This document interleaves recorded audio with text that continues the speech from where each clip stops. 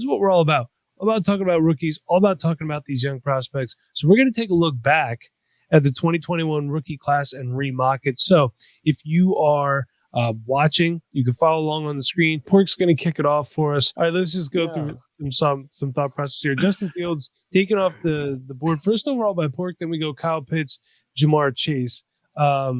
Okay, so Kyle Pitts going to 1-2. I'm just going to go with the guy that I still think is the best quarterback in the class. I'm taking Trevor Lawrence. And that brings us to Matty. I just went with Fields, solely because of what I actually saw from last night.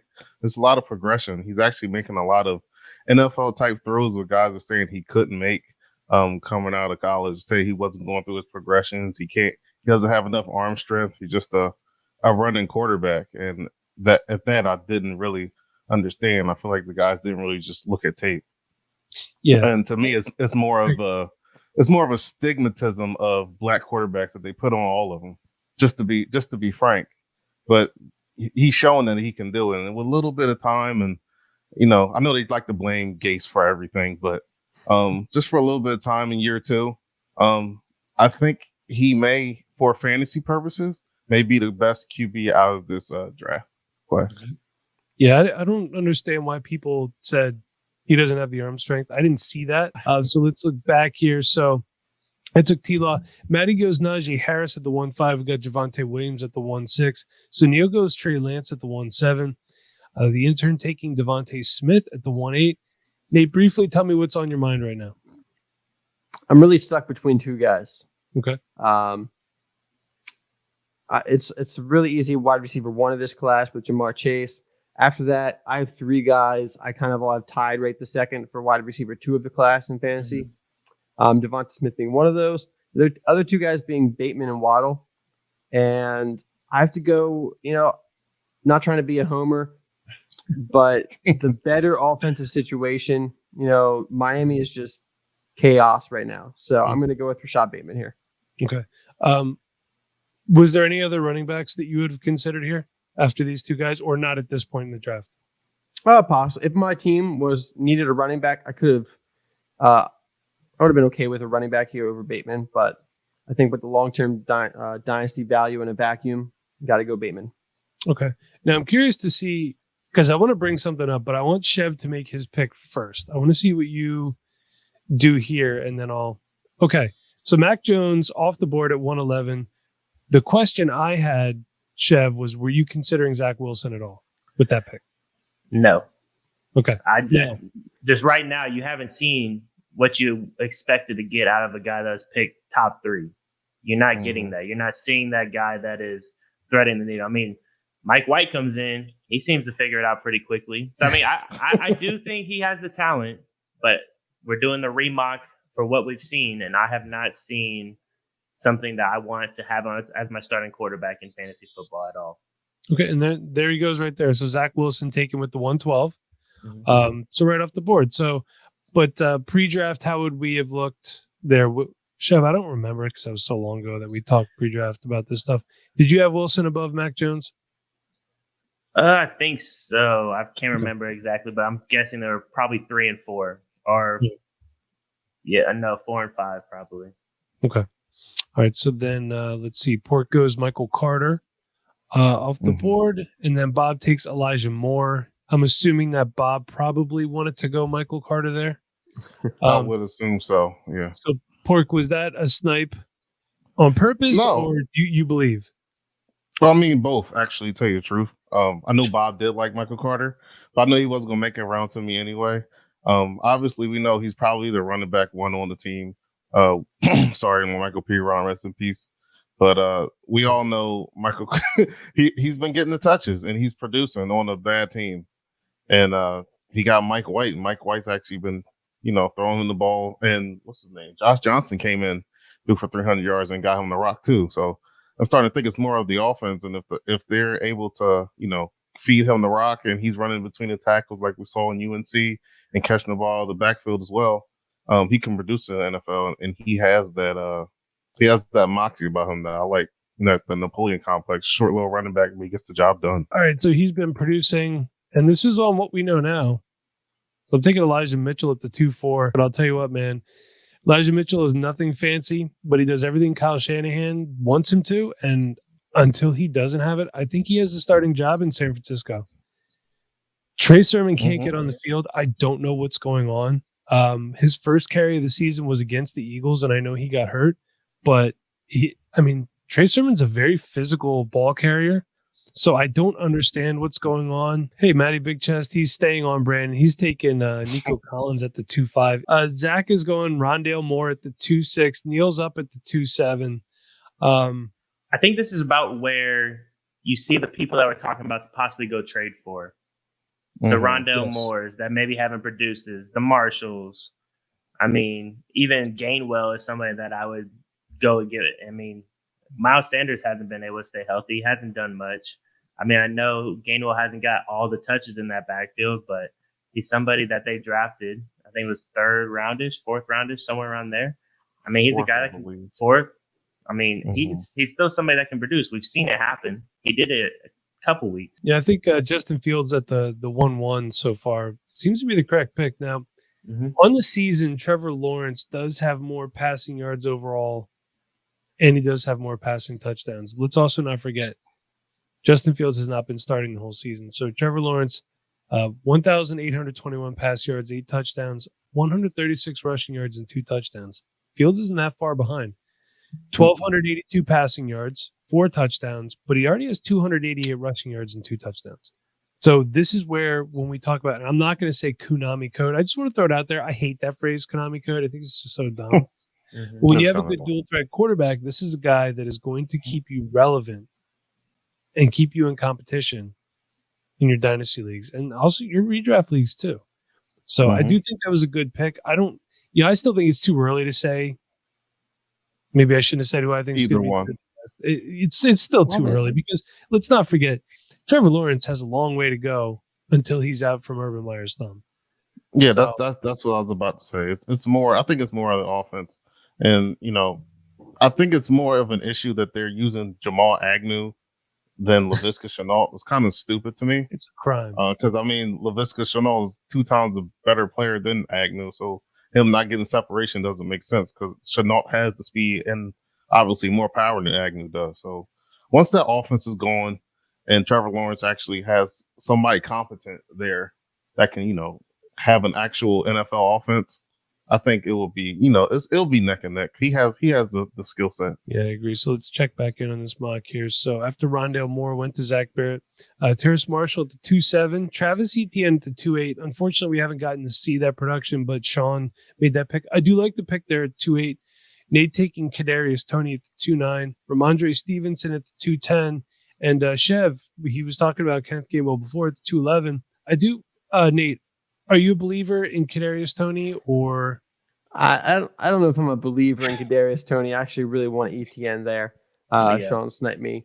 But I feel like, looking at these dynasty values in a vacuum, Kadarius Toney has more value, I think, than the guys that are being picked after him at this point. I think he just was the best player available based on, when we've seen him on the field and healthy, he's produced and he's been able to handle a large workload. I'm not necessarily completely sold on him long term.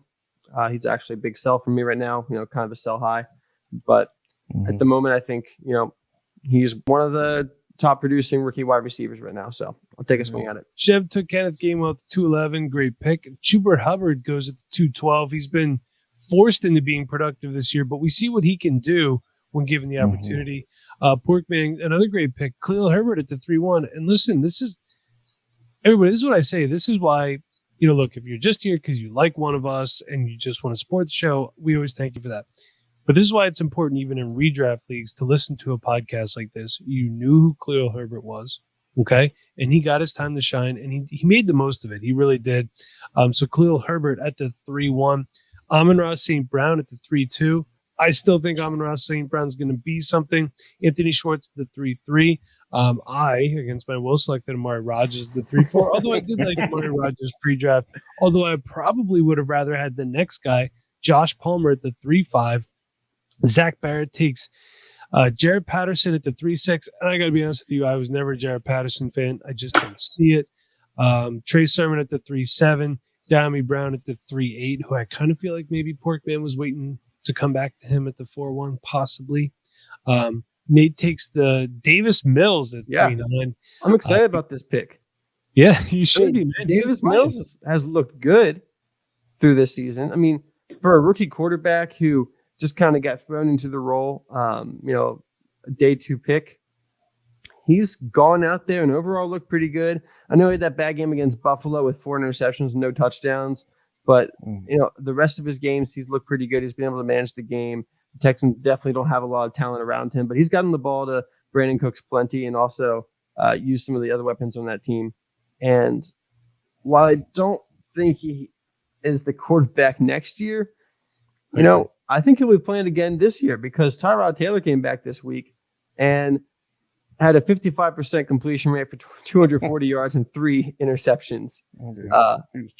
That's not good. And then it's Tyrod Taylor, and he only had 41 yards rushing.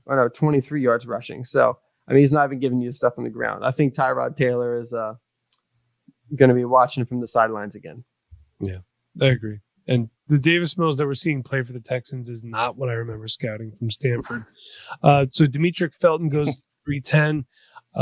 Chev, Brevin Jordan at the 311. All right. Great pick. He got some chances here within the last few weeks, and he's been playing pretty decently. Were you a Brevin Jordan guy before the draft? And I know a lot of people fell off on him because the draft capital was just not there. What are your thoughts on him overall?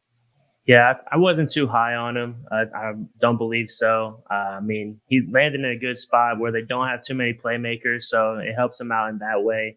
It doesn't help that they lose their franchise quarterback. Brevin Jordan's a nice player. He's athletic. I believe he has a chance to do some better things, hopefully in the upcoming seasons. Trimble probably is a guy, too, that could do some work at tight end as well. Scott took Kellen Mond at the 312. I'm not going to lie. Another guy, I don't see it. I'm not a fan. But again, hey, if he gets a chance to play, he's going to get 2 points. Tommy Tremble at the 4-1. I like the pick. Your thoughts? When Tommy Tremble came out, we were looking at film, and it was mostly just him destroying people in the trenches. So to me, I was okay. That should get him on the field. We heard in training camp Dan Arnold was going ham, playing well, and it's like, oh, they traded him away. So that leaves it for Tommy Tremble. I think the week before they traded him away, he scored like a touchdown on some weird jet sweep thing, but it works. But now that we're seeing that he's getting the playing time, and obviously he's young, and hopefully they get a better quarterback for next year, I feel as though he'll be able to show his speed down the field and grow. And then, in 2 years from now, Tommy Tremble will be probably one of those top tight ends that we're looking for. Chris Evans goes at the 4-2. Tylen Wallace at the 4-3. Yeah. Zach takes Frank Darby, who's actually on a team. Neil takes Kylan Granson. I do like that pick, although watching Kylan Granson play, he looks more like a fullback than a tight end. Yep. Yeah, he's kind of small, don't he? He's like 6'2". Only 6 he has good hands, but he's like small as crap. Yeah. But doesn't it feel like that they don't really use guys like that like they used to, like the Dallas Clarks, the Chris Coolies, the move fullback / hybrid tight end? I just now it's feel more like Kyle Juszczyk or Pat Ricard. Yeah, they just don't. Although I wish they would fullback tight end. I wish they'd bring guys like that back more. It's definitely a mismatch if you have one. So, all right, let's see what we got here. Trey Mckitty, courtesy of Sean. Anyone have thoughts on Trey Mckitty once Jared Cook gets out of the way? Nope. No, it was tough because he didn't have much college production. He showed a little flashes, I think, in the Senior Bowl. That's an understatement. That was about it. Yeah, 7 catches. He showed a little bit of flashes in the Senior Bowl, but I mean, that's the Senior Bowl practice. Like, everybody was open, so we really don't know, to tell you the truth. To be honest with you, Mike, because I know when we scouted him, it was like, okay, so we're just scouting blocking here, or what? Because there was absolutely nothing. Blocking's important too. I get it, but for fantasy, you need to catch the ball. Touchdowns matter. It's for him, he didn't get anything. I think he's worth a stash right now. Jared Cook is older. I say Jared Cook is old. He's younger than me, but Trey Mckitty, a guy right there. If he has a chance to start, if you don't like him, he's trade bait, right? He's worth a stash, I think. So let's go back to the mock here. All right, Nate, who did you take? I don't know how to say that last name. I want you to try, Mike. I was waiting for that. I actually don't know how to say his last name either. Wangwu. And Guangu. He scored a touchdown last week. He scored a touchdown against the Ravens on a kickoff return, 98 yards. Mm-hmm. He was, I believe, a 4th or 5th round pick by the Vikings. Big guy with like 4.4 speed. Didn't have much production in college, though, due to injuries and just kind of being behind some other guys. But, with that kind of speed, with that size, the fact that Dalvin Cook has injury history, and I think Alexander Madison is on his contract year, why not bank on the size-speed combo here? A guy who's now made a touchdown on special teams, that immediately gives him, a bit better chance of producing in the NFL. I'll take a swing on it, put this guy on my taxi squad, and see if maybe next year he is the backup to Dalvin Cook. Okay. And then after that, we got Jamar Jefferson for the Lions, which I like that pick there.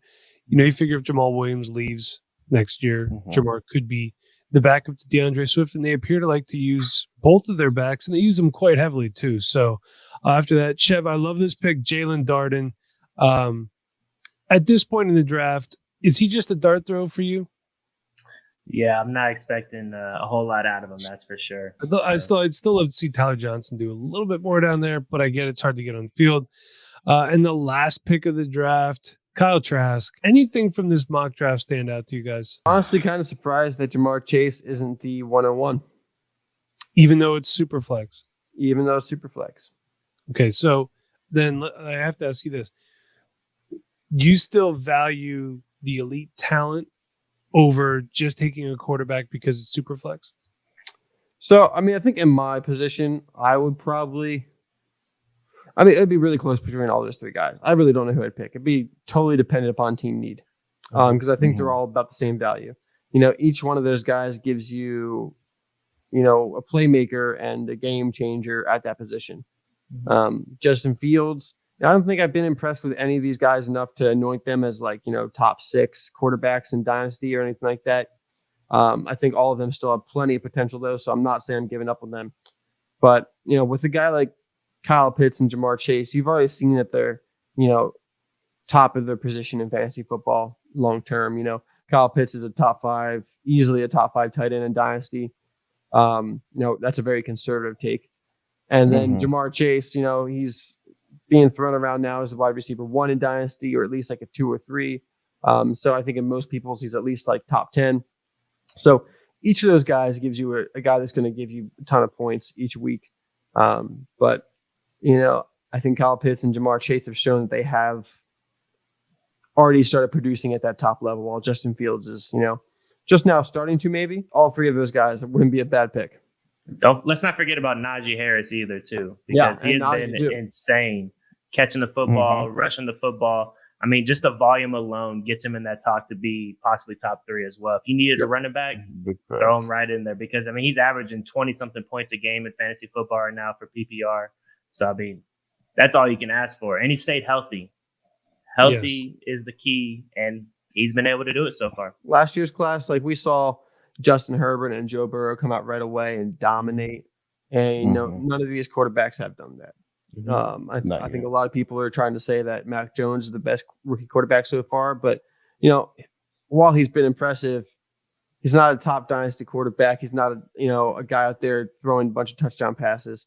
They're all playing like rookies, and that's to be expected. But Naji Harris, Jamar Chase, and Kyle Pitts aren't exactly playing like rookies. Yeah, if we did this podcast on Sunday, we didn't get to see Justin Fields tear it up like he did and play like he did. So I'm guessing Porkman would have went a different way. At least Fields showed competitiveness and ability to drive the ball down the field, make those throws. I think that's what's really he showed something. Yeah, so as a Bears fan, that was the funnest I've had watching a quarterback for the Bears in a long Since when? Probably since I was a little baby. I will say this. I think Mac Jones, I don't think he's going to be the best quarterback of this class. I think he'll be the steadiest quarterback of this class. The most consistent. There's other guys, Trevor Lawrence, Justin Fields, a lot of these other guys, they're probably going to give you a higher ceiling, but I feel like they also, and their coaching has a lot to do with that too. We could probably say that Mac Jones is going to be the best coached quarterback right now out of all the other quarterbacks. So It's Yeah. something to keep in mind. Hey, look, I have Mac Jones in a lot of spots, and he's my backup right now to a bunch of different guys. But when those guys are on bye week, I have no problem putting Mac Jones in there, and that's a good thing to have. And if there's a long-term injury to one of those other guys, I feel more than comfortable putting him in there as a starter. We do have a question here from Steve on the Patreon group chat, and we'll let you go a little bit behind the scenes here and answer this question just to show you what you get if you head on over to patreon.com/Dynasty Rewind. $1 a month gets you this group chat. $5 a month gets you everything: bonus podcasts, written content, and you also get a weekly DFS video from our very own Dan Rozier. So his question is, anyone have any opinions on Zach Wilson? Did Flacco come in to mentor him, or is he screwed already? I'll just take this one real quick and then let you guys chime in as well. I think Zach Wilson's going to be fine. I don't think he's screwed, and I don't think Flacco came in to mentor him. I think if that was the case, they would have kept him. I think that the Jets traded for Flacco once Zach Wilson went down because he was there last year. And while this is a different scheme, different system, he's just familiar with a lot of the guys already in the locker room. What do you guys think? I don't think we need to add anything to that. I think you said exactly what we all think. I mean, I think it's give him some time. He's young. He looks like he's 12 years old. Yeah, he really does. We have to remember. I think fantasy players, they get so giddy. They want their players to break out right away when you draft them as rookies. That's not going to happen. And there's some players that will, if they're getting a good opportunity. Jamar Chase goes in. He's going to be 1 or 2 with T. Higgins. Naji Harris is going to be the guy, but we shouldn't expect some of these guys to just go in and own the backfield and be that top player right from the get-go. And I think that's one of the struggles that some fantasy players face. They really want that now, and they're not patient enough to see that. I mean, if Pat Freiermuth is a good one, I think. He didn't do nothing for the first 6-7 weeks. Then he comes out the next 2 games. He gets the opportunity with Ebron injured and balls out. So if you had him on your roster, you're probably kicking yourself if you had to drop him. But week 7, I understand with all the bye weeks. But if you hang on to him and you kept him and you saved him up, you're feeling pretty good about your tight end spot for going into 2022, I would imagine. Yeah, Chev, you make a great point there. We have these guys, Justin Jefferson, Jamar Chase, they come in, Herbert, Burrow, and they smash. And that's the exception. We can't think of that as being a norm. When you rely on rookies, essentially you're going to be doing yourself to failure. There was I remember my dad telling me a stat that he saw one time. They account, and this is for real NFL. I just thought this was interesting. Take your opening day roster. However many rookies you have starting, count 1 rookie, 1 loss. So if the real NFL is doing that, it's you kind of apply that to fantasy football too. You're going to have good weeks, and you're going to have weeks where you're going to go, man, I should have started Zach Pascal.